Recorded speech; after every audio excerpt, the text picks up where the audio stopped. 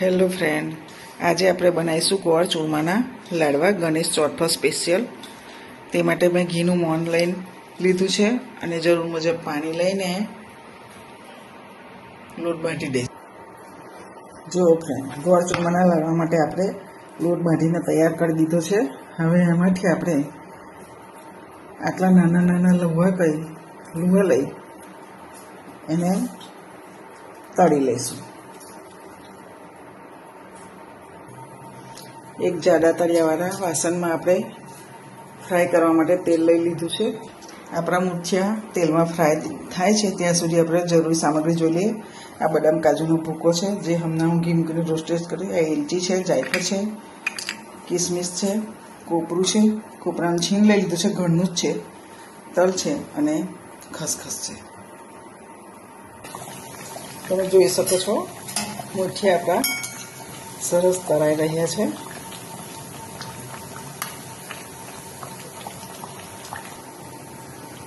આપણા મુઠિયા તળાઈને રેડી છે. હવે એને થોડા ઠંડા થવા દે. મિક્સર ગ્રાઇન્ડરમાં ક્રશ કરી લઈશું. એક પેન લઈશું ગેસ પર. સૌથી પહેલાં કોપરું શેકી લઈશું.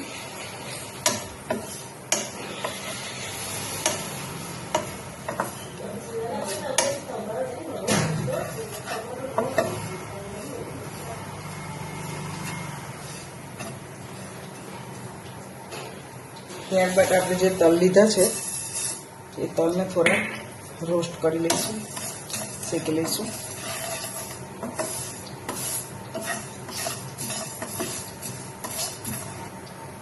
ત્યારબાદ થોડા કાજુ બદામના ટુકડા લઈશું, એને પણ થોડા રોસ્ટ કરી લઈશું.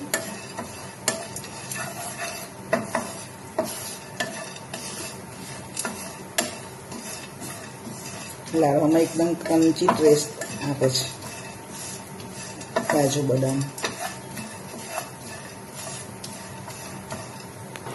મિત્રો, તમે જોઈ શકો છો આપણે મુઠિયાને એક મિક્સર જારમાં લઈ લીધા છે. તેને આપણે ક્રશ કરી અને ભૂકો કરી ચાળી લઈશું. મુઠિયા કચરાયા પછી જુઓ તમે દાણેદાર રવા જેવું તૈયાર થયું છે.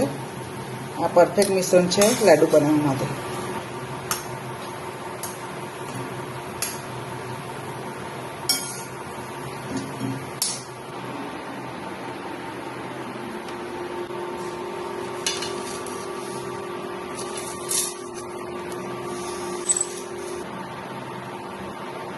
જુઓ મિત્રો, પછી એમાં આપણે જરૂરી સામગ્રી ઉમેરી દઈશું. ઇલાયચી, આપણે જે કોપરું રોસ્ટ કર્યું હતું, ડ્રાયફ્રૂટ કોપરું, એ બધું આ સ્ટેજ પર એમાં ઉમેરી દઈશું. તલ, ગોળવાળો પાયો પણ અંદર ઉમેરી દઈશું. તમે જોઈ શકો છો આપણે ઘી ગણનો પાયો પણ ઉમેરી દીધો છે.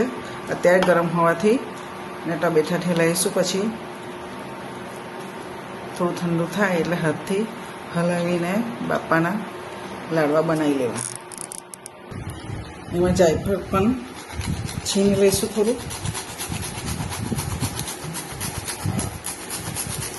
જાયફળનો ટેસ્ટ ખૂબ જ સરસ આવે છે. તો તૈયાર છે મિત્રો ગોળ ચૂરમાના લાડુ પ્રસાદ માટે, બાપાને ધરાવવા માટે. ખૂબ જ ટેસ્ટી અને પોચા બન્યા છે. Thank you for watching video.